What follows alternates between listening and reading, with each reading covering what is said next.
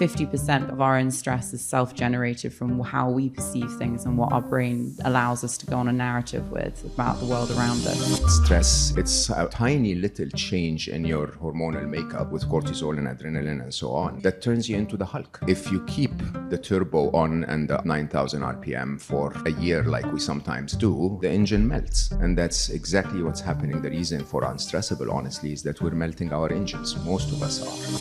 How can we notice stress within ourselves, and then how can we manage that to not get to these really external phases of stress? You need to sit down with a paper and say, what stressed me last week? You'll be amazed at once you see it, how much you can take out of it. None of the issues on the list would break you. On its own, all of them are manageable. As a matter of fact, you can carry 10 of them at any point in time, no problem at all. But when they get to 50, 60, that's when you break. We walk along thinking, I'm fine on this go, like you say, so busy.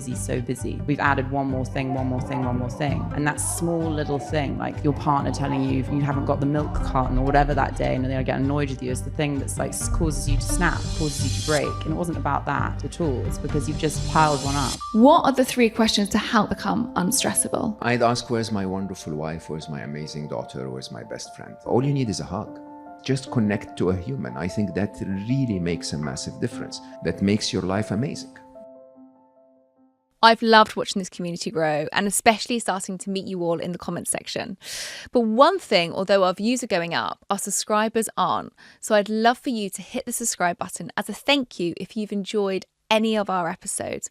It allows us to bring bigger, more exciting guests and more continuous content.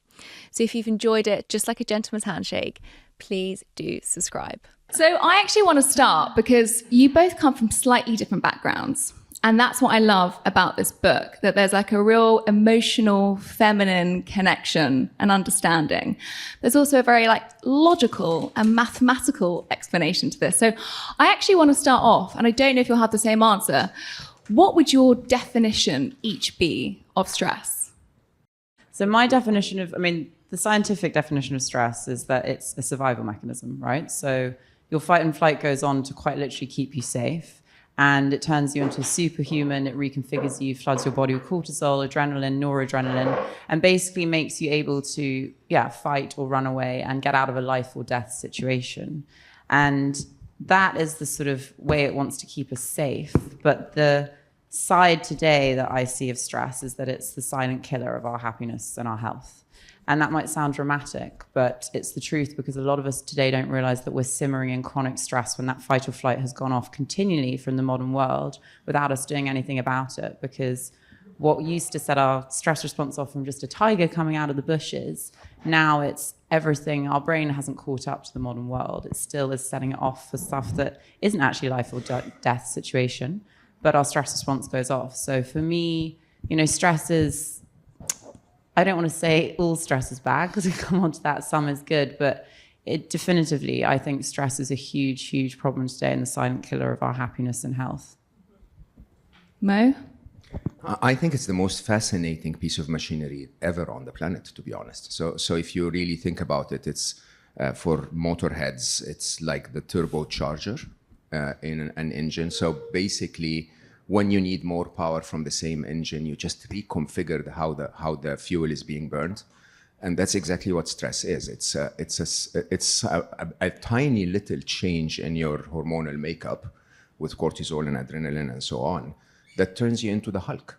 And it's really quite incredible, because there are stories of mothers that would be able to lift a car off their child because of that hormonal reconfiguration.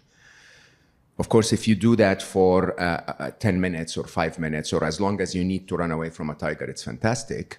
If you keep the turbo on and the RPM at 9,000 RPM for a year like we sometimes do, the engine melts.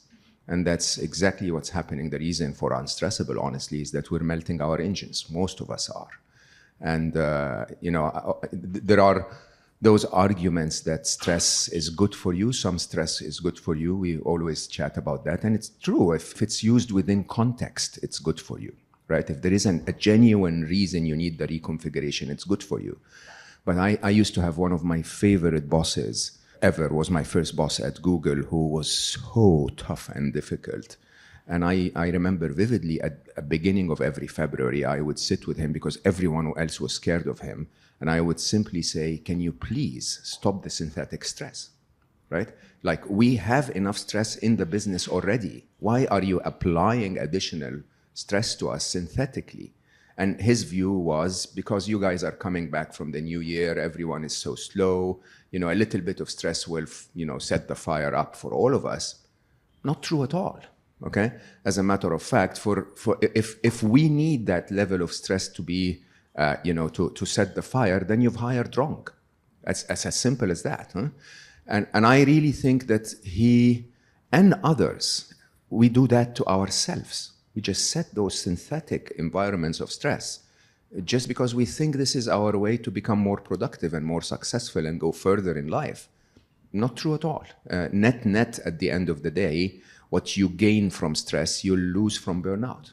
What you gain from the additional productivity, you'll lose to limited creativity. What you'll gain from, moving a little faster, you'll lose from breaking all of your team ties and connections to others because you're stressed and you snap out every time.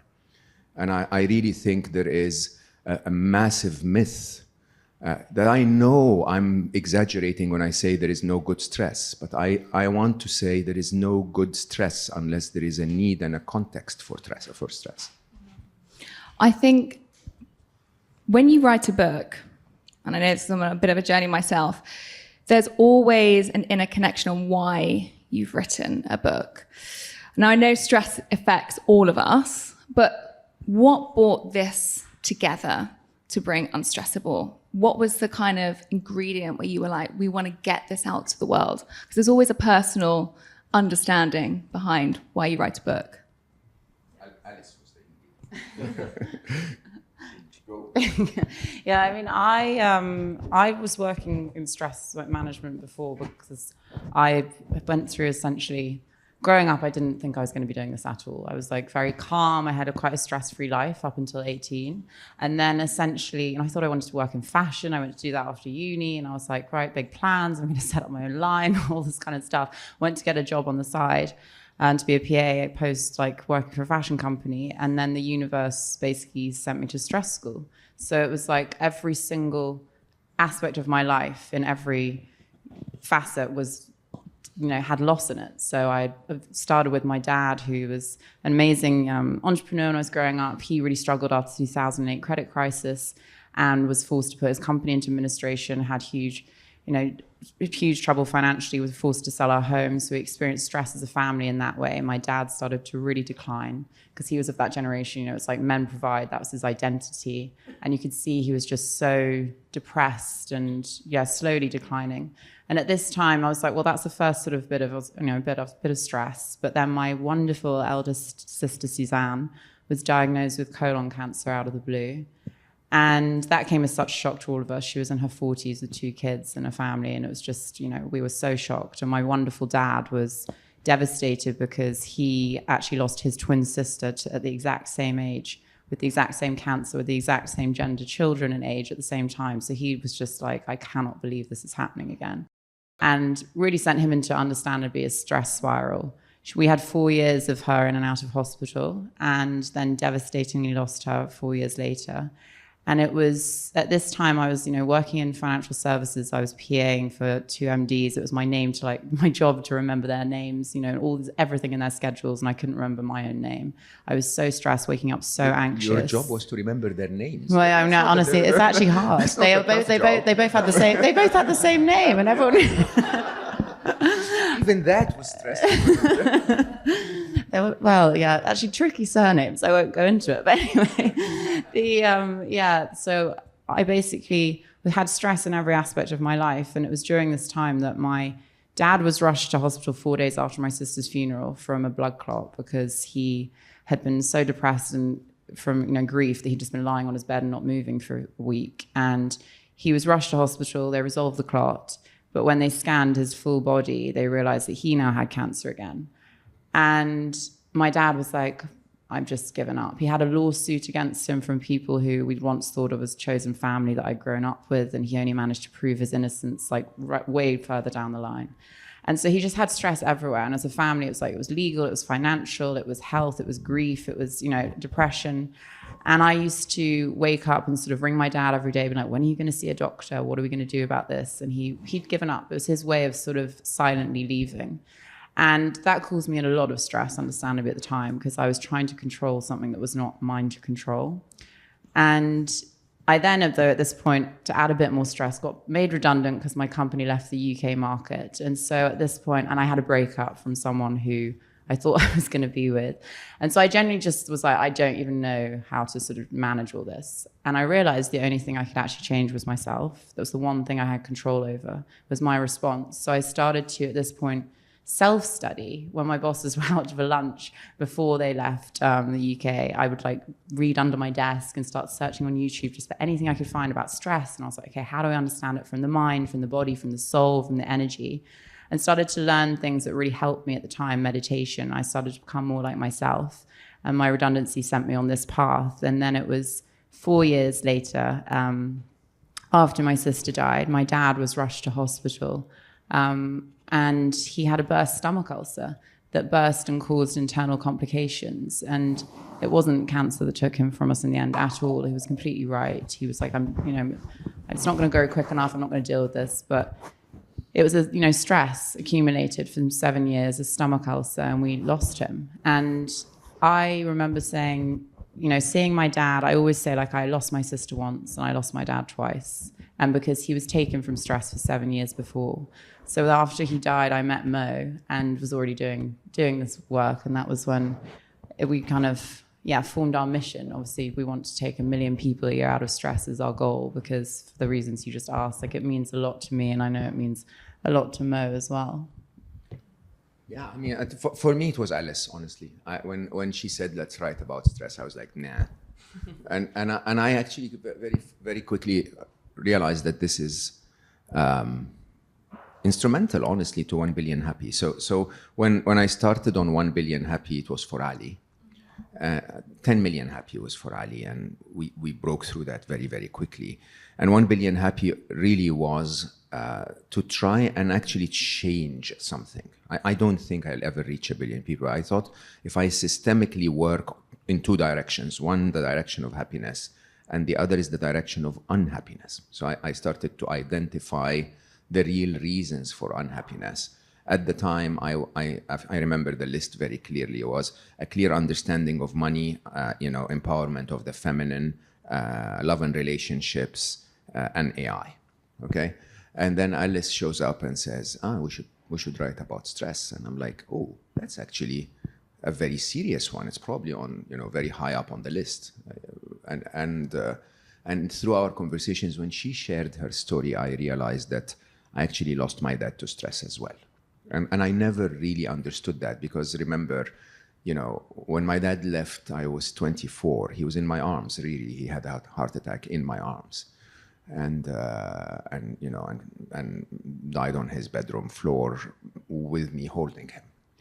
And at that time, there was very little understanding of mental health and depression and stress and all of. We never discussed that, anywhere in the world, let alone the Middle East.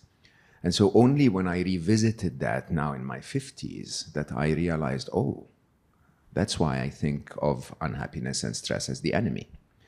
And I actually, for a while attempted to be a little more rational about it, but I really honestly and truly think of them as the enemy.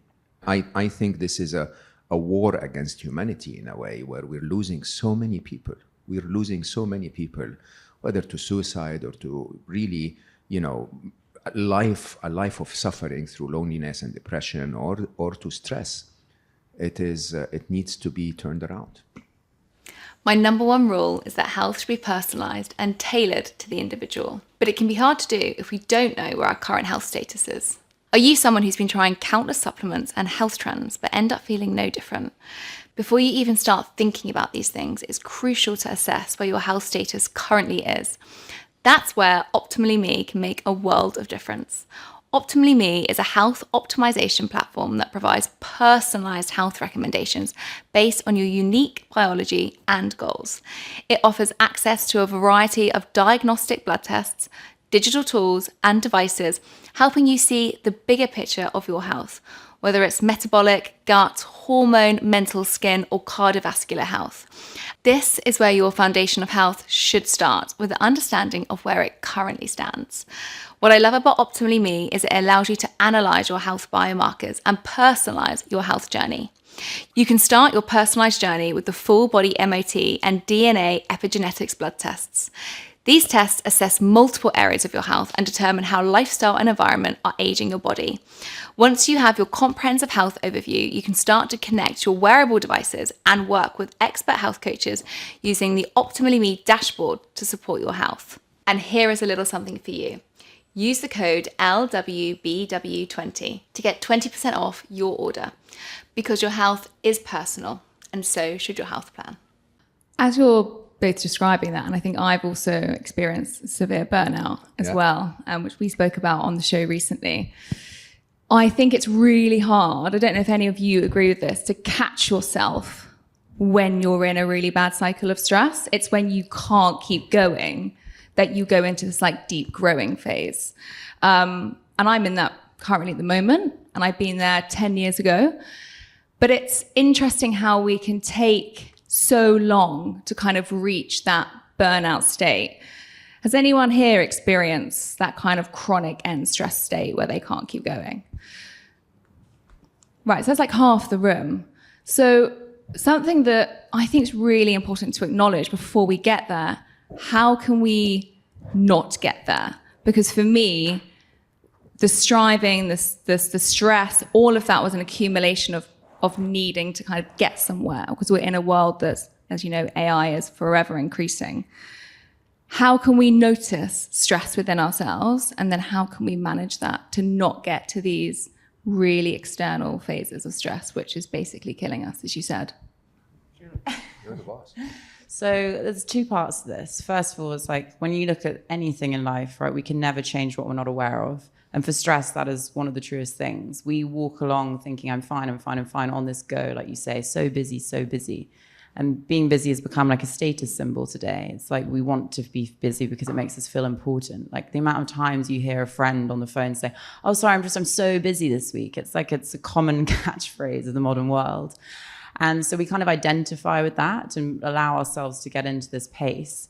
But we don't realize, first of all, where our stress is coming from. So if you don't realize where your stress is coming from, you can't do anything about it. So our sort of starting point in the book is like we look at a model we call a ton of stress, which is trauma, obsessions, noise, and nuisances. And that basically looks at both the macro and the micro external stress in your life, and the macro and the micro internal stress, because 50%, but actually probably more of our own stress is self-generated from how we perceive things and what our brain allows us to go on a narrative with about the world around us.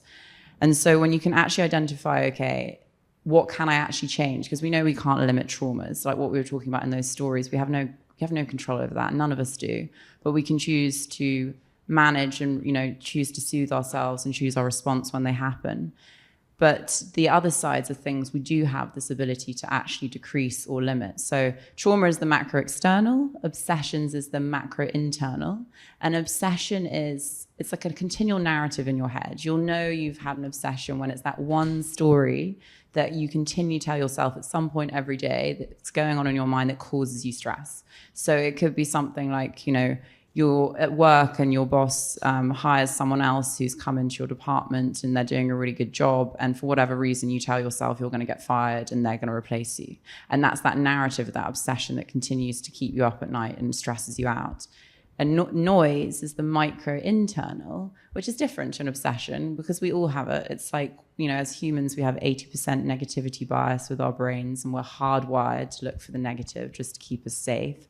And so we all know that like negative internal voice we have to try and manage. And it's just little niggles. So it'd be like not one continual narrative. It's just saying like, waking up in the morning and be like, oh, I look old and tired today. That one comment, and that's just one is not going to break you, but you litter them with random ones throughout the day.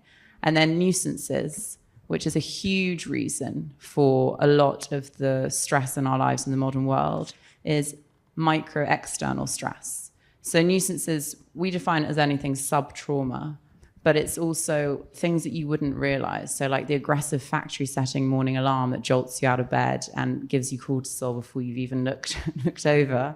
I mean, I actually had said this to you the other day. I had a new phone and I have a meditation song that gets me out of bed. It gets louder, it soothes me, it wakes me up. And I got a new phone and forgot to put this new song on.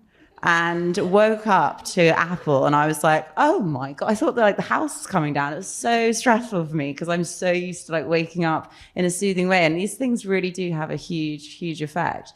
So, you know, those micro stresses, your digital devices, WhatsApp notifications, getting stuck in traffic, just from being in the modern world, we have that in our life.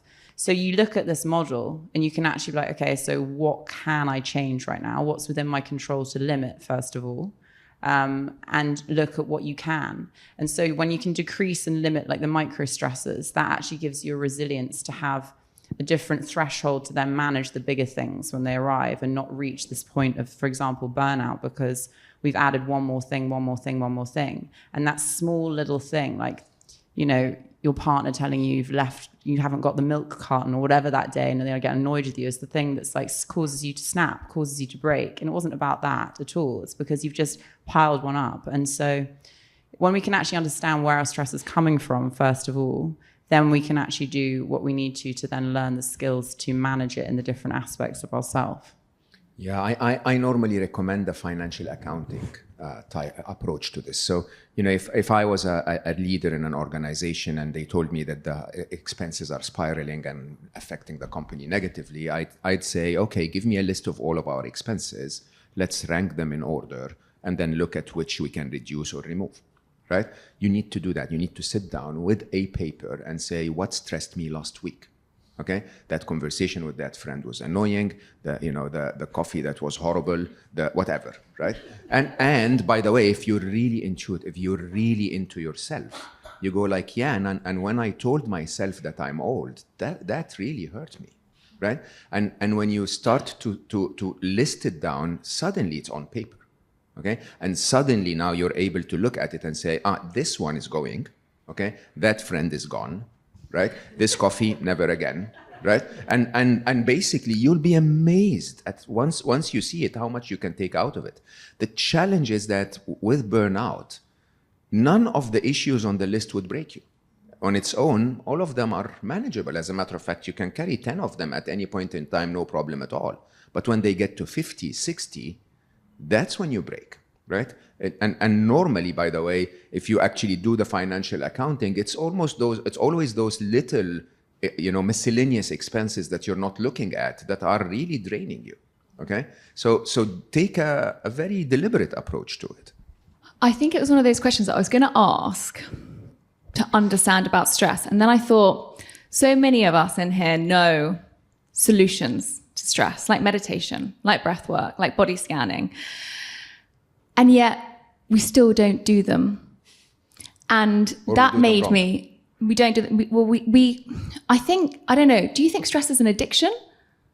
Because that's what it led me to think. I think what Alice said, so you either don't do them because you're not aware that you're stressed, okay? You don't do them because you're aware that you're stressed, but like Alice said, you're proud of it, okay? Or you don't do them correctly because you don't know how to do them. I got this meme in the morning, I shared it with you, that said, my healer told me to write a letter to everyone that hurt me and then burn them, right? So I did it reluctantly, but what do I do with the letters now, right? And I was like, okay, that's exactly what we do. Someone somewhere says like, yeah, whatever diet advice or whatever, and it's not really deep enough. And we just take it and we just live with it, and it doesn't work, so we think that we're doing something that's unnecessary. Like if you meditate, but you meditate the wrong way, good luck, right? And that's really the reason why most people get off meditation, is because they think they're doing it the wrong way. Nobody ever told them that meditation is not about calming the mind. It's about training the mind to be calm by struggling with making it calm. So the act of meditation is entirely about mind wandering. Like you really need your mind to wander so that you do that act of bringing it back to calm, because that's basically the heavy lifting that you do in the gym, right? That act is training your mind to shift from noise to calm, okay? If you stay calm, exercise is over, right? The whole idea is then your mind says, oh, coffee was horrible yesterday. And you go like, okay, we're going to talk about the coffee later, focus on your breath or focus on something else, right? And that to me is really where the challenge is honestly, after I wrote this with Alice, stress is easy. It honestly is quite easy to control. We just have to be aware that we're stressed. We have to choose to not be stressed. And then we have to do the exercises right. It's really not that complicated. One thing that you did write, which I resonated with a lot, and I think it can be really hard to get to this phase with stress, but you wrote a lot about acceptance. Yeah, Jedi master level of all well-being in life is, and in every spiritual teaching, believe it or not, if you're reading Stoicism or Buddhism or Sufism or Islam or whatever, right? It's all about the idea that when life forces your hand, accept and commit. It's not just acceptance, okay? It's accept and commit. Right? So you basically tell, this chair is not comfortable. Honestly, it's made for lovely ladies, not for an old man. Right? What do I do with that? Do I tell myself, do I complain about it all through the podcast? Do I do I stand up, right? Or do I basically tell myself, actually, it's quite interesting. I have to stretch my back properly instead of slouching. Okay? That's accepting that the chair is here for an hour and a bit and committing. The other really interesting one. Thank you, Alice. So recently, everyone's starting to call me daddy for some reason, right? I honestly say dad, not daddy. It sounds okay. a bit better. All right. They do call me daddy too. Like literally, I meet people now who were senior product managers in my organizations at a point in time, who would text me and say, "Hey Mo," or as I'd like to call you, Uncle Mo, right? And I'm like, okay, that's quite interesting. I had Loretta. Where is Loretta? Yeah, there you go. We started the most beautiful podcast I ever recorded on slow mo. We recorded a couple of days ago, and she started the podcast by saying, "You remind me of my dad," and I'm like, right? Or energy, yeah. I mean, right?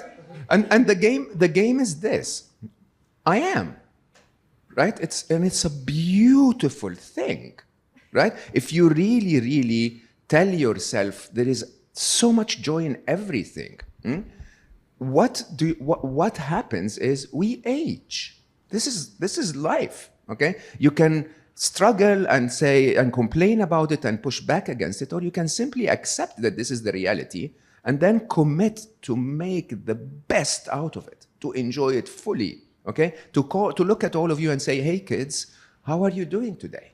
Right? And it's wonderful in every possible way. If you can only manage to accept and then commit to make tomorrow a little better than today, and after tomorrow a little better than tomorrow, to make your life better because of, not just despite of, the circumstances. Can you give me an explanation of how you do that? How you call me your dad? Still laughing about daddy. It's just I always respectfully called her my little sister. She was like, "No, I'm more like the age of your son." Well, I was, I'm 2 years older than what Ali would have been. I'm like 5 years older than I was like, let's be technical here. And then he's so upset. You're only 3 years older than I. There you go. Yeah. Sorry, what was the question again? I want to share something that's helped my skincare routine, the Bon Charge Red Light Face Mask. Red light therapy is fantastic for your skin because it helps reduce inflammation and increases collagen production, making your skin look healthier and more youthful. The Bon Charge Red Light Face Mask uses the optimal wavelengths of red 630 nanometers and infrared 850 nanometers light to deliver these benefits. Now, someone in my early 30s, wrinkles aren't a huge issue yet, but the minor lines I did have are already smoothed out. And what really surprised me was how well this mask works for acne. It helps settle the acne quicker and reduces any dark spots afterwards. It's been a real game changer for those unexpected breakouts. Now, prevention is key for me, and using this mask is a great step to help reduce the signs of aging. It's also become vital in my self-care routine. And during this time, I incorporate the meditation practice, making it one of my favorite times times of the day. So if you're curious about how red light therapy can help your skin, I highly recommend giving it a try. Go to boncharge.com/livewell and use the code LIVEWELL for 15% off your order. So the acceptance and the committing, because I think it makes so much logical sense, but I really want to, become real that it can be really difficult to do that. So can you talk me through steps on that process of how we get there to that acceptance and then also the commitment and not go 3 steps back, 1 step forward? How do we kind of keep that mindset going? Yeah, so I think the acceptance piece, so part of what we haven't talked about is that the reason why people struggle with stress, which we believe, is that we bundle stress into one group of just like, I'm stressed. But the reality is that we get stressed in 4 parts of ourselves: mental, emotional, physical, spiritual. These are the 4 modalities Four of stress. modalities of stress, exactly. And they all speak in a different language. And so they get stressed in different ways. And the spiritual side is a large part of this acceptance side, I believe. So, for example, when my dad was not wanting to have treatment for cancer, and I used to call him every day, and I was so stressed, and he would, I'd be like, what are you going to do? Every single conversation. And it was this continual narrative that caused us both a lot of stress. And I realized after a while, I was like, this is going to ruin our relationship. And I was so stressed because I couldn't do anything. It's something that's so out of my control. You can't force someone to go and see a doctor. You can't cure them yourself. You don't have a miracle wand. And I was spending so much time not accepting and being in complete outward control. I was trying to change the unchangeable, and I was completely in my head.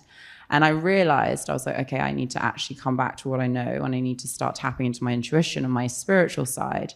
And that message that I got a year later, had I tapped into it sooner, but a year later when I actually started to look at that in a different way, and I was like, okay, what's this trying to show me? And I went inward.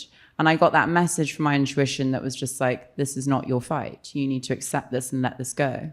And I decided to actually practice that. And that acceptance, because I do believe that your intuition will always give you the guidance of what you need to accept and what you don't. The soul is always trying to guide you to your highest self, highest opportunities, best version of yourself.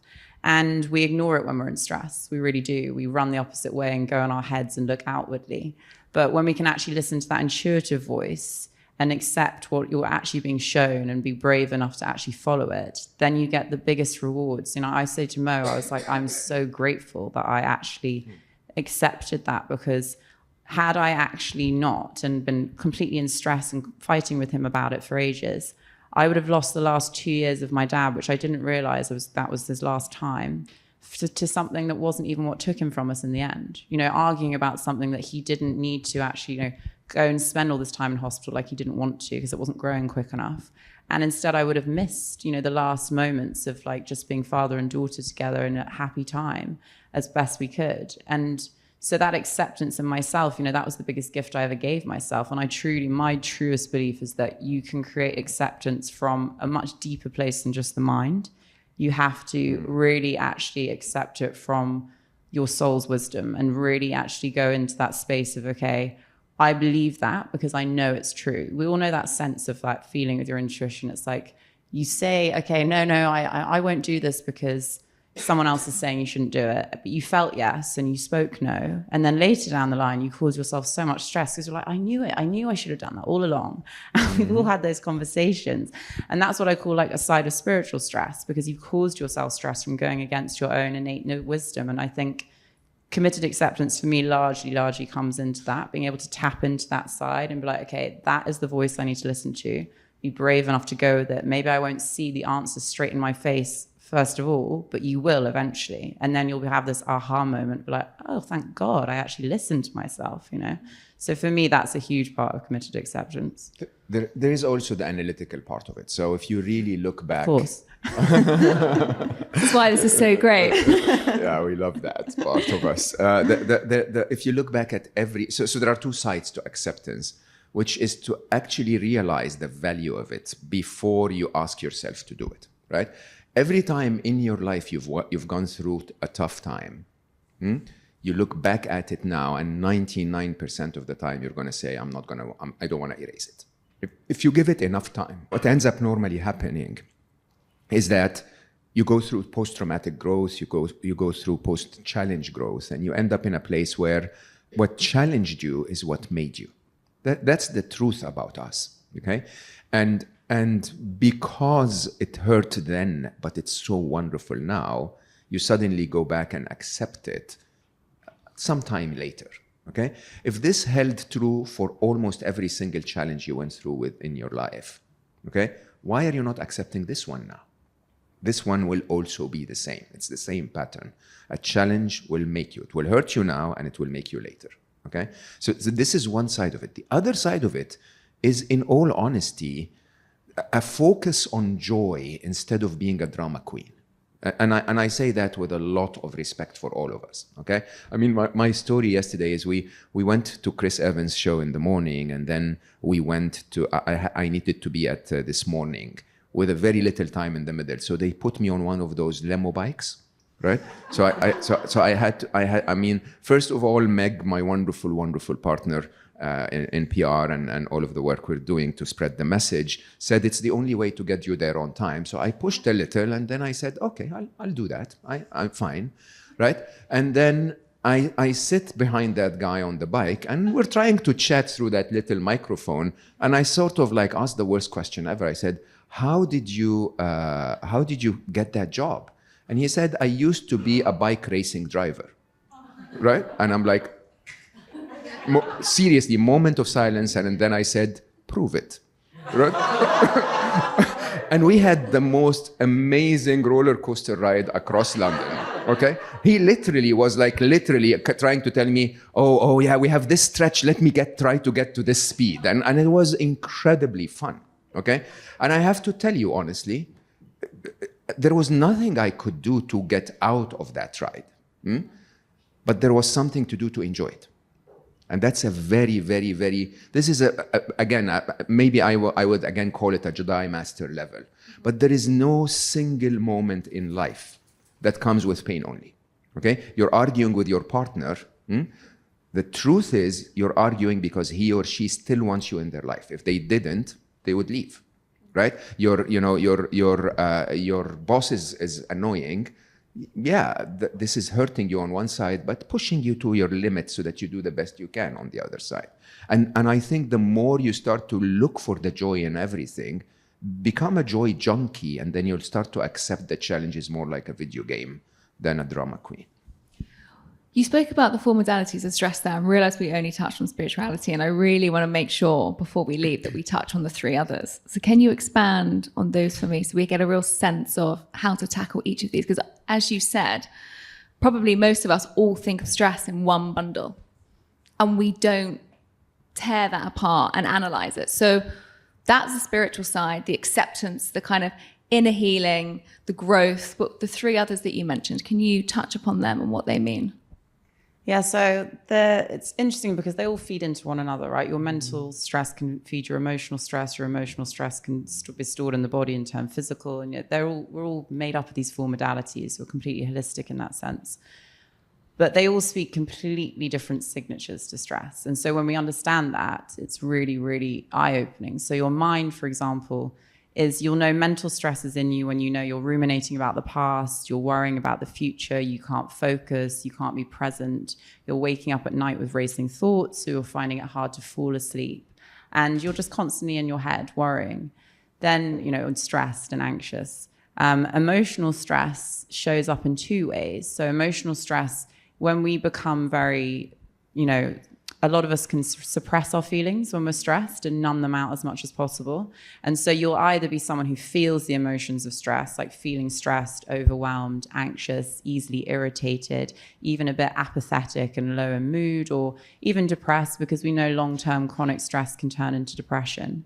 So those are the sort of feelings. But if you're like, well, I don't feel any of that, I'm fine, the behavior shows you. So the emotional behavioral change you get from stress is things that I bet a lot of us in this room can actually be like, oh, that's me. So it's looking at, okay, are you numbing yourself? So are you binge watching Netflix just because you don't want to sit with your own self? Are you overeating or have lost your appetite?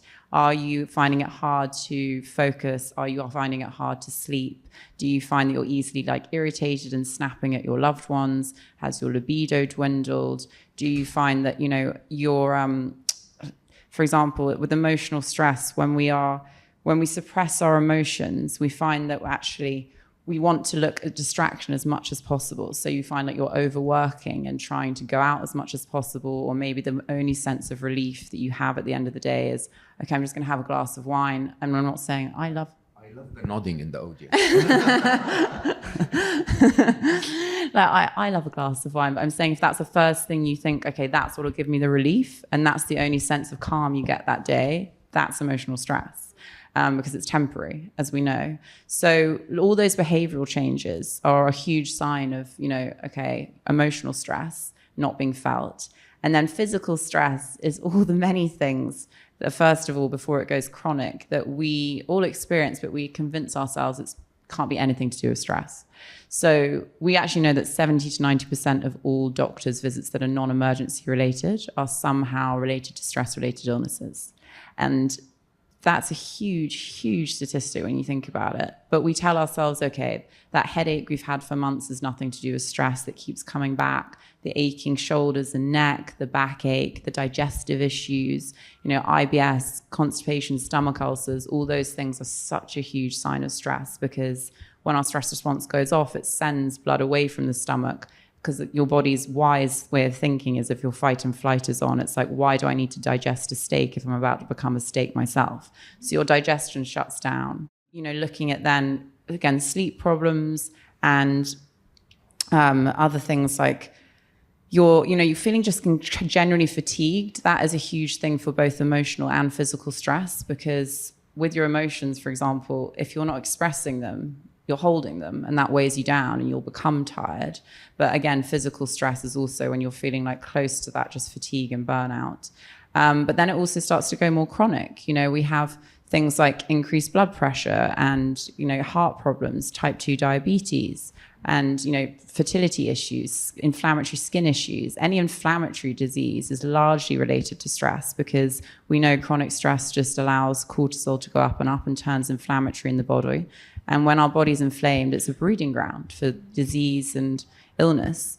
So, those symptoms, a lot of people will probably think, well, I've had that symptom. It's nothing to do with stress. We tell ourselves that until it's too late, until it becomes chronic and we have to end up in hospital. And then, that spiritual side, the side we talked about then was like being able to tap into your intuition. But the side of showing when you're actually spiritually stressed is 2 points. One is when you are completely disconnected from your true authenticity. And so you cannot answer the question, for example, of who am I, without answering with a label, without saying like, I'm a mom, I'm a doctor, I'm a lawyer.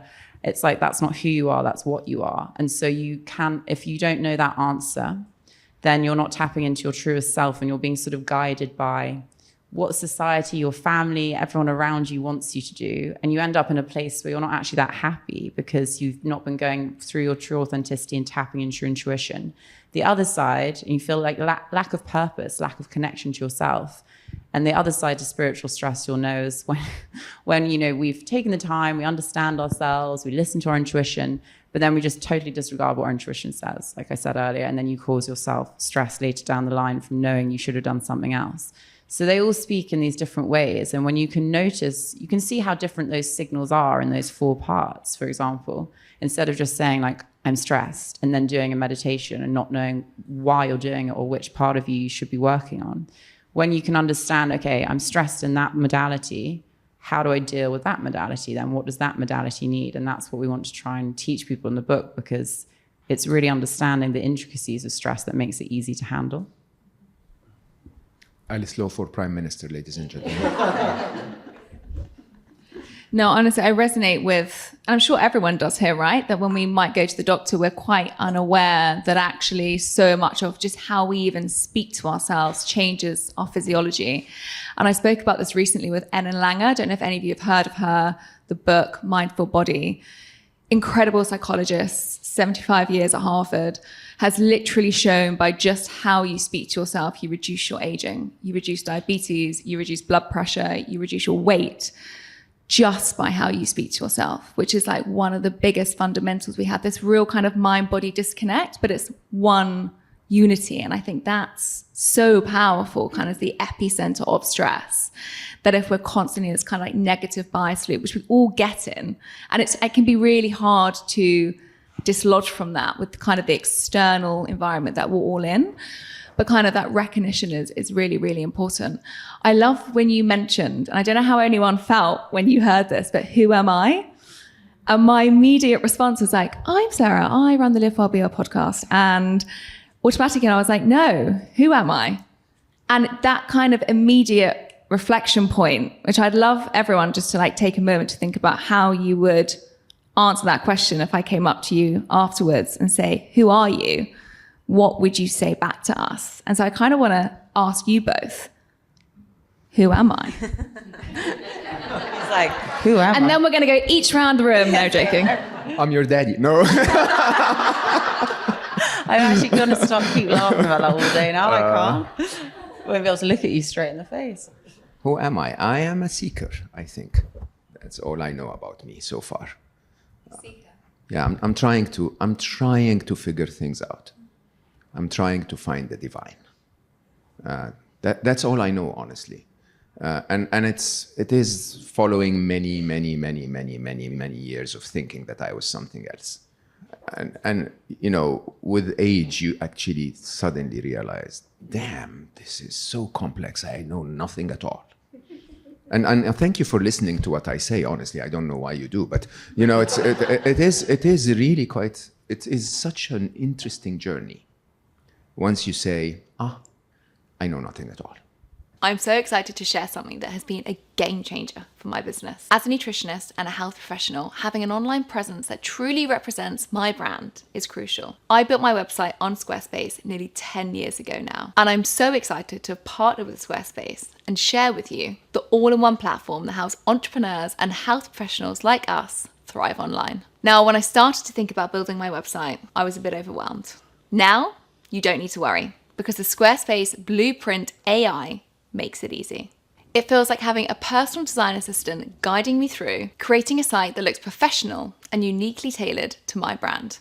It's been amazing for showcasing my services and connecting to you, my audience. One feature I love is the members sites. I've set up exclusive sections for my inner circle members to access premium content like courses, recipes, books, and expert blogs. It's a fantastic way to offer extra value, build a stronger community, and generate steady income. And let's talk SEO. Squarespace has built-in SEO features to help make sure my website is optimized for search engines, making it easier for people to find my site and join my community. If you're a health professional or brand looking to elevate your online presence, I highly recommend Squarespace. It's been vital for growing my brand and making real impact. Check out squarespace.com/livewell for a free trial. And when you're ready to launch, use the offer code LIVEWELL for 10% off your first purchase of a website or domain. Well, there's a lot of vulnerability in that, right? You're like, I'm a seeker, but I'm still figuring it out. Whereas a lot of people will try and prove that they know who they are, or kind of prove that they've got this understanding. Or actually, I think most of us are just figuring it out. And I think we figure it out until the day we go. I think when you figure it out, you go. Do you know what my mum said to me the other day? She was kind of giving me a pep talk on the phone as I was like stomping through the park. And she said, it's amazing, isn't it, how we have our life learning wisdom. Mm-hmm. And then we pass away. And it really like made me stop and think, because I was like, actually, we're constantly on this like evolutionary journey with ourselves to understand ourselves, understand how we can be kinder to other people, more compassionate, create a better world, teach the kids. But then it all kind of dies with us when we go. And I found that like a really profound statement. Not that my mum normally makes them, which made it even more profound. But that really kind of hit me. It's even more profound, because I have been deeply contemplating that we come to the world at our best. So as a child, you're pure, you're innocent, you don't want to kill anyone, you don't want genocides, you don't want to, to fight, you are happy with everything, you don't judge or discriminate, you're just laughing all the time, and you're basically perfect. And then we mess you up. We all pile up on you and go like, sit in school, don't talk, right? And stop playing and stop joy and stop connecting and don't love everyone. Everyone's evil, and right? And then we tell you about political parties and convince you that there is an illusion called democracy and, tell you that you have your freedom to fight for, and you get into such a mess, right? And then most of us don't. Some of us go like, oh, they're lying. Interesting, okay. And actually, this is the most eye-opening moment in your life, is when you suddenly look around you and you go like, oh, this is all bullshit, right? Seriously, I mean, this is a massive moment, especially if you're stuck into the internet. And then suddenly you go like, all of those experts, they know nothing. Oh, all of that news is just one side of the story. All of that, advertising, they're using me, right? And you just get to that, and then suddenly you go like, oh, so where should I go? And believe it or not, I spent time with the most incredible, almost enlightened. I don't know if I ever sat with an enlightened person, like truly enlightened, because I truly and honestly believe when you're enlightened, you leave, right? And, I sat with some of those, and they're the closer you get to enlightenment, the more of a kid you are. You truly sit with them and you feel that energy of playfulness and flow and innocence and fun and purity and almost disregard to the challenges of life, because it's so silly. Like, what are you guys fighting about, right? And in my mind, it just hit me so hard that this is why when they tell you only the good die young, because if they remain good after being children, they go like, and what am I doing here now? It's like, this is so boring. I figured it out. Okay? And so there are two sides to this. One interesting side is we should be heading backwards. Honestly, like every single one of us should be going the opposite way at a speed to become a child again, right? And the other side of it is, how do children do that? They play and they have fun and they enjoy and they laugh and they tickle and they chase each other. And so this is how life is. Okay, and yeah, I sit in front of you in this painful chair, and I have to, like, I have to convince everybody that I'm serious. But if you know how we wrote this book, Alice and I, we were laughing our heads off all the time. Okay, we have this pure, deep connection. Yeah, my daughter, fine. Yes, my daughter's age, right? But it's so beautiful to just laugh our heads off about, when they read this, they'll think that, and it's just fun. And believe it or not, some of the most wonderful things that ever came in life came from kids or came from our kid-like nature, right? So yes, we come here and then somehow someone volunteers and says, a new, pure, innocent, enlightened being, let's them up. Okay? And then you spend your entire life going back. So that leads me to, because I'm really aware of time, to the audience, because I really want to make sure, I'm sure there's going to be questions. What questions would you like to ask Mo and Alice on stress? I'll start here. Less about stress and more about the book, actually. So question for you both. Which part or chapter did you enjoy writing the most and why? Well, I struggled to decide between emotional and spiritual because it's just, I believe they're so intertwined. But I think, I really enjoyed writing the spiritual chapter in this book because I don't think it's something that's been really looked at in stress.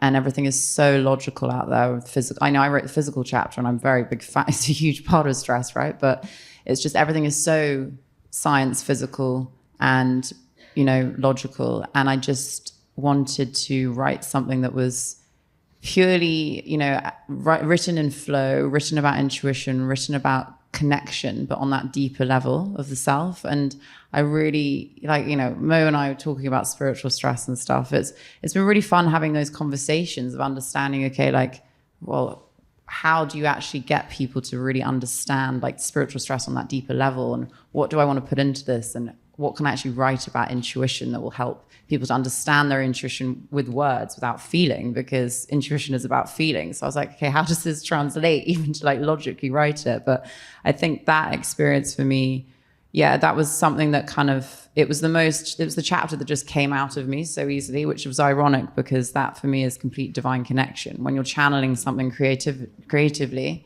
And, the other parts did, but that was just like, vroom. And I don't even remember what I wrote in it until we re-edited it. And I was like, oh, I don't think I wrote that. And I'm not even sure if I did. So yeah, I think that for me was a huge part of it, because it was nice actually even getting Mo to have that in a book of his, which was great.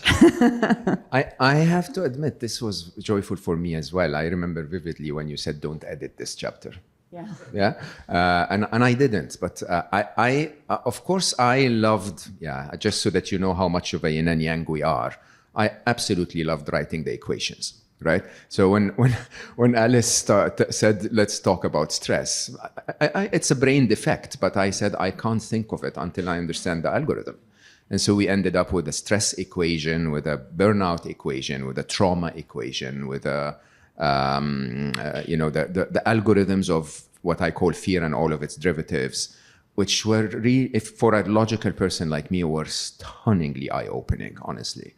And I get a lot of positive comments about that. But more than the chapter I enjoyed most writing, the chapter I enjoyed most editing, because we wrote different, we would agree through a storm of laughter on the structure of a chapter. And then we would disappear and write it. And then we would edit each other's work and like completely grill each other. Okay? The chapter that completely flipped my life upside down was physical stress. Because I am the absolute example. Like I'm like, this is it. If they wanted a case study on physical stress, every ache, every pain, like it's horrendous. And every habit. Like I travel like a maniac. I used to eat horrible things. And I texted Alice, I was on my retreat in 2022. I do 40 days of silence every year. And I was on my third day having read the chapter, and I couldn't. I just had to text Alice. I said, every symptom, everything in this chapter, you're describing me. And she said, mm-hmm. And so I said, what should I do? And she said, change your diet first, and then we'll talk. And so I did an anti-inflammatory diet for for the remainder of the 40 days. Flipped my life upside down. Like I'm younger today than I was then because of that chapter. Okay. Oh, we got quite a lot. Also, I loved the soul appointment, by the way, that you made, making an appointment for yourself. It's brilliant. Thank you so much. My name's Mo. It's always wonderful to meet more Mo's. The more Mo's, the better, as far as I'm concerned. My question is to the point Alice made earlier about acceptance and discerning the difference between acceptance and complacency. And the example I'll use is I work in healthcare within the NHS, and we're going through a pandemic of burnout stress that's hidden and unspoken about and devastating on a daily basis. And in that context, the powers that be decide to remove the program of support and free well-being and mental health support for healthcare professionals. So when that was the decision made, one side of the story was, well, there's no money, we just have to accept it, that's how things are. And there's one incredible female doctor who was like, no, this is ridiculous. They wouldn't have done anything like that in the COVID pandemic. This is a mental health crisis, and started a campaign to reinitiate. And they've reversed the decision and reinitiated the support now. So I suppose that's at organizational level, but at individual and then organizational level, how do you discern between acceptance and complacency? I think for me, it's about a sense of understanding the true meaning of what you can and can't control. So what you talked about then, although it seems out of control, there was actually action that could be done and taken, because it's not, for example, like a terminal illness that you're not God and you can't wave a wand, or a decision that's been made by someone else that, you can't get your job back because they fired you, and you have to change and be like, okay, well, I've got to look to the future now and decide, okay, what am I going to do next? How can I, make my life better? So I think it's understanding the difference between the logical side of, okay, is this actually in any way, shape or form in my control or not? And if it is, then looking at, okay, what are the actions that I can take that will actually create some kind of momentum, even in the smallest way, because that makes you feel like, okay, well, at least that ripple will then affect that person. And, it's not like we will wake up and make these huge decisions and change the world every morning. All these big things that happen start from a small point. And so it's deciding if can you make a difference with a small point logically? And if you can, taking that step to work out what that is, no matter how small. And if you can't, then that's looking at that acceptance. Okay, well, if I can't change that around me, what do I need to change within me? Because if you cannot change something outside, I do believe that the world is asking you to change something in you, to heal something in you. And that can be really hard for us, you know, a lot of the time, because you think, well, oh, now I have to go inward and actually accept this. What is it that needs healing in you? As I'm not saying you, all of us, to actually in that moment be like, okay, well, this upsets me for this reason. What can I then change within myself so that in the future, I can accept that kind of situation again with peace and not cause myself a lot of stress and inner turmoil. So I think, yeah, for me, it's deciphering that clear definitive of actually logically looking at, is there anything I can do micro-intentionally that could create a huge change? And if not, go inward always. Like, look at that reflective and your own response to heal. Beautiful.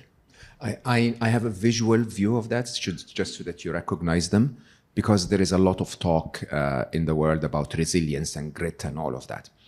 Imagine if you're on a road and the road ramps upwards, okay? That's when you continue to push, right? That's when you need resilience and grit. If you get into a roundabout and the first exit is blocked and the second exit is blocked and the third exit is blocked and only the fourth exit is open, okay, there's no point going around the roundabout for the rest of your life. When life wants you to change direction, as Alice wonderfully says always, life wants you to either change direction or to look inwards and learn and heal, right? If life wants you to change direction, it will get you into that roundabout. I call it a nudge. Okay? A nudge basically is when life tells you, look, it doesn't help you to try harder. Just come along, I'll show you a way.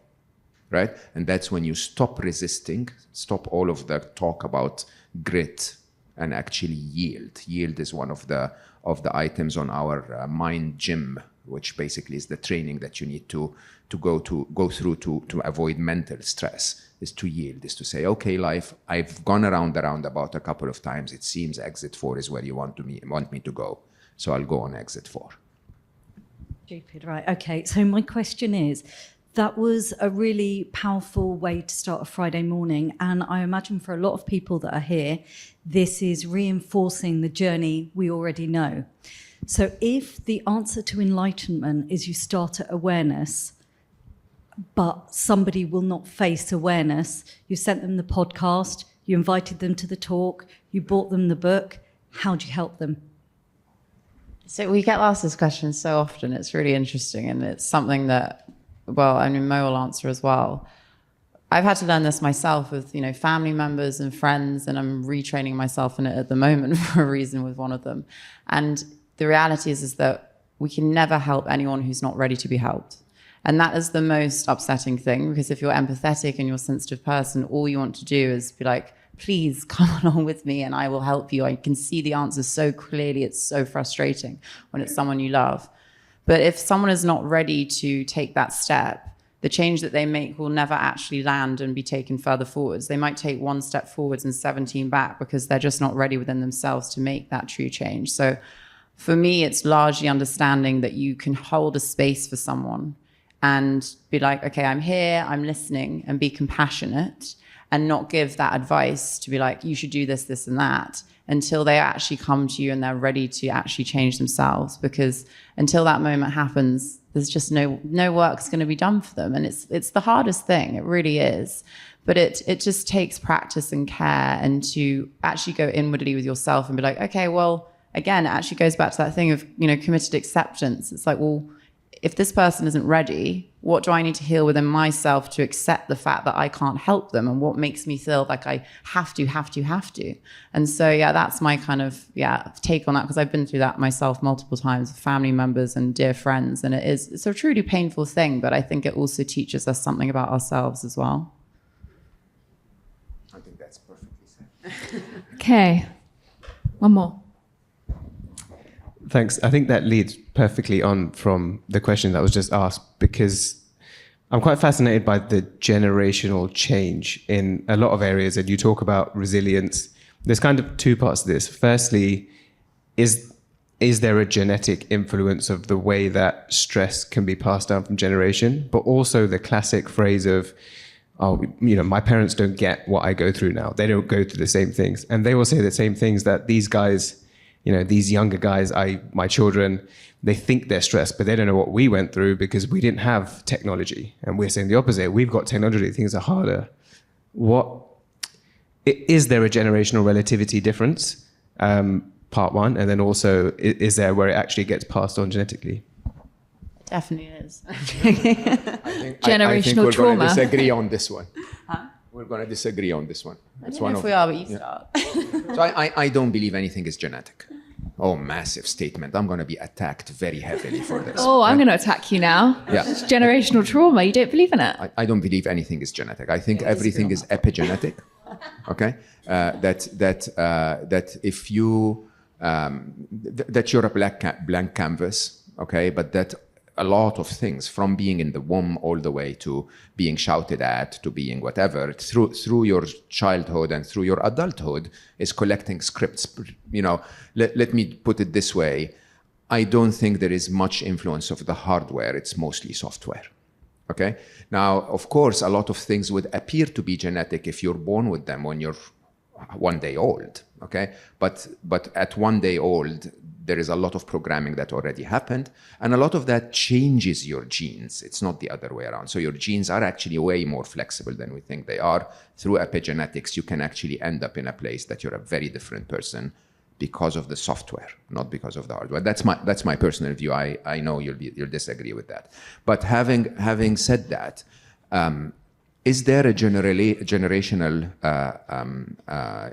impact for all of this? I'd say the machinery is exactly the same. The triggers are different, and the frequency of the triggers are very different. So the younger generations live in a very fast-paced life with multi-threaded inputs that are, by definition, even for someone like me who used to be sort of the advanced geek in my generation, it's way too fast. Okay, I spend hours and hours and hours a day just to keep up with what's happening in AI. Right, and I'm a very serious geek. Like, don't be fooled by my the fact that I can speak. Right, the truth is, it is incredibly fast, and it's incredibly deep in terms of the number of stressors that you're subjected to, and it's very, very, very difficult for the younger generation because there is very little certainty, and one of the highest reasons for stress is worry or unpredictability. And I really, truly, and honestly believe that the level of uncertainty in our world today is by far higher than what it was when I was growing up. Having said that, because the machinery is the same, okay, and because the input, the triggers, the stressors are different and faster and more intense, there is a way to control that through the same machinery, by altering your approach to inputs, okay? By altering your approach to how you process the inputs. And I think one of the biggest ones of them is in the mind gym is what one we call mind your own business, okay? And basically, you may think that I'm knowledgeable. I'm a total idiot on topics that I don't choose to be knowledgeable about. And I think the younger generation have chosen, because of the way the internet was constructed and because of the way everyone is poaching for their attention, to have a tiny 7 neurons on every topic in the world. Okay, that's not the way to go at all. The way to help the younger generation is to say champion something, okay, or 2. If you're really smart, make them 3, but you can't champion everything. And I think if you change that, then you would sort of reduce this highly complex world into what our world used to be, where you only were allowed to champion 2 or 3 things because you were only exposed to 2 or 3 things. Yeah, I mean, I totally agree with that. I will add to the generational trauma, but I do believe in generational trauma because studies show, for example, victims of Auschwitz, that same genes have been expressed with their relatives generations down the line of trauma, and it's fascinating. But I do, like Mo said, massively, epigenetics, we can change all of that. We can heal from that. So there's that, stress can come in, naturally with you. Even a stressed mother, for example, if this mum is super stressed when she's pregnant, they've found that, babies, fetuses have high levels of cortisol in vitro. And so, that can happen understandably. But when you talk about that generational shift, I think I completely agree with what Mo is saying. And I think the other side to also think about is that when you think about how much information a generation has, like Mo said, but it's also how much comparison they've had to deal with from such a young age.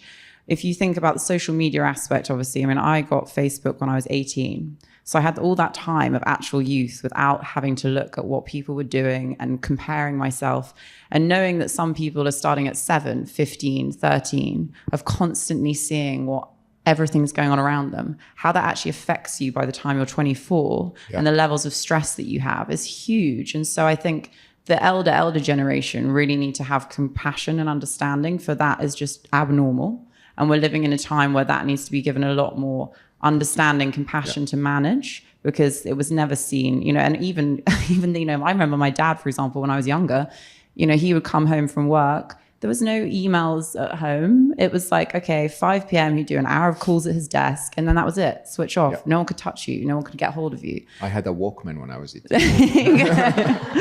And that life is sadly gone for now. So I think there is a huge need for understanding from generation to generation of, okay, maybe the elder generation, I'm not talking about you, but even that older, generation, we need to have more compassion for actually how bizarre what has been developed in, the young to come up to that level of life and in that state. So I think, it's a huge shift, huge change. That's something that needs to be managed. So I want to wrap this up because I know lots of you got questions, but we're going to stay around afterwards. But I think it was really interesting, that point, actually. It's only been 20 years that we've had this kind of real external pressure on us. And I'm quite interested, as I'm sure many of us are, to see just how this is going to keep developing over the years to come with more and more increased pressure. And from a scientific perspective, we already know the kind of increase in mental health rates and the decline in children from a health perspective as well. So I guess what I want to leave with is something positive and not something negative. And I'm really into actionable takeaways, because as you very nicely mentioned in the corner about this kind of getting to that stage of enlightenment, which can feel quite large, just starting where we are now, Friday morning, it's the end of the week. I'm not sure how everyone's week's been in here. Some of you might have had a great week. Some of you might have had a shit week. Some of you maybe just don't know what kind of week you had. That was me. But I'm really into asking myself 3 questions that can get me into that next phase. Whatever that next phase is. That might be a phase that makes you smile. That might be a phase that connects to your body. That might be a phase that makes you more aware. What are the 3 questions? They might be different, but you can give to everyone sat here that they can write down and leave with a reflective process to help them become unstressable. We need 3 questions and 3 actions.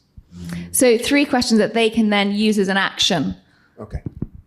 So two questions that I love to ask myself is, what do I need more of and what do I need less of? So we can all be like, okay, I need more of this, need more of this, need more of this. But to actually first ask the question, what do I need less of in my life at the moment? Is it, okay, I need less time actually going out really late at night because I'm not getting enough sleep. I need less time on my phone. Look at what you actually need less of and really reflect about that and write it down. Once you have written that down, then decide, okay, what are 3 things I'm actually going to, cut down on that aspect?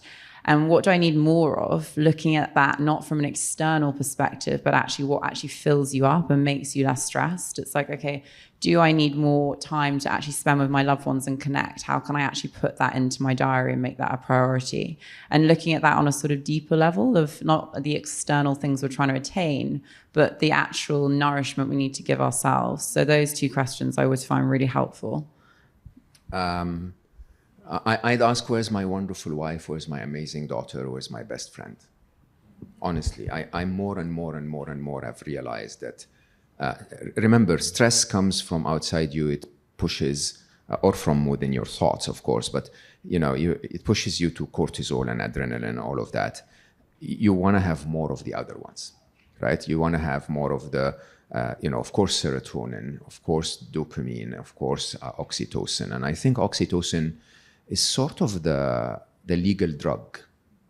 And I honestly and truly, I'm even considering to write about the topic specifically, that all you need is a hug. Okay? And for some freaking reason, when times get tough, we just go inwards, right? And we just so stay away from what we need most, okay? A wonderful conversation with a total stranger, by the way, okay? Or an act of kindness, or just, making, fun of your best friend or whatever. It's just like, just connect to a human. I think that really makes a massive difference. This injects enough oxytocin in your blood to go like, okay, life is wonderful, right? Find a hobby, or a lovely sense of achievement by having studying a topic deeply instead of listening to the news. Okay, that you get a legal hit of dopamine that makes your life amazing. Right, and honestly, we're messed up in our hormonal makeup because we are not allowing ourselves to get those wonderful injections legally. Okay, we get dopamine from likes on Instagram, and we think we're going to get oxytocin from a DM to someone. Okay, walk the streets. Really go back to the real world. Touch a piece of wood and then cut it and then stick it in another way and then throw it in the bin. Okay? Seriously, it is that, you spoke about older generations. It is just hitting me so hard that this is what I used to do. This was fun. Okay? And somehow they cheated me of that joy of being in the real world. Go to nature and you get a ton of serotonin. Right? Yeah. So my last question, which I have to leave with, and it has to be one sentence, if any of you listen to the show, which might be hard. What does live well, be well mean to you? Write a book with Alice. Oh gosh, that is a hard but good question, Sarah. Live well, be well for me means, actually feeling connected to myself as much as I feel connected to those around me. I think that so often we can wander through life in complete disconnection of self. And like we talked about earlier, doing things that we're not feeling properly or in alignment with ourselves. And so when I'm feeling my best, it's because I've been listening to myself, but also feeling connected to my loved ones and those around me, and knowing that you can do both and actually give to yourself in that way. So yeah, I think that's for me, not one sentence, little paragraph, but It is the way you feel after a long vacation where you left your phone for 4 days and had someone that you love next to you and you were in nature and you actually unwind, managed to unwind and rest and relax and stop cursing yourself. And, capture that feeling and do it every weekend. Okay? So it's a little bit like, how you feel when you're healthy after you've recovered from the flu, right? Capture that feeling and make that your healthy state, okay? And it's actually very doable. So it's now Friday, Sunday. Honestly, everyone, wake up in the morning, set your alarm to 3 p.m. Don't touch anything that upsets you until 3 p.m. Okay? Just enjoy life fully until 3 p.m. and then take a snapshot at 3 p.m. and say, "That's live well, be well." Okay? What about the kids? And tag us. They don't come near those. Like, honestly, yeah. I mean, there is actually, this is very true. There are two sides to kids, and I will say that my lovely daughter is not here today, but there was a phase in my life where I looked at my kids as my duty. Okay, and it was horrendous, and I hated every part of living. Okay, and then there was a moment in my life. I think Aya was 13 and Ali was 14, where I considered them my absolute biggest blessing ever. Okay, my absolute joy. And it took me a long time to adjust. But when you see them as joy, oh my God. Bring them in, play your head off with them from Sunday morning until 3 p.m. and take a snapshot at 3 p.m. That's live well, be well. I love that. If you can all do that and then tag us on Instagram, that'd be fantastic. Thank you so much for coming. You guys are going to stay around for a little bit and sign some books. And we hope to see you soon. Thank you so much. Thank you, Mo. Thank you, Alice. Thank you for having us.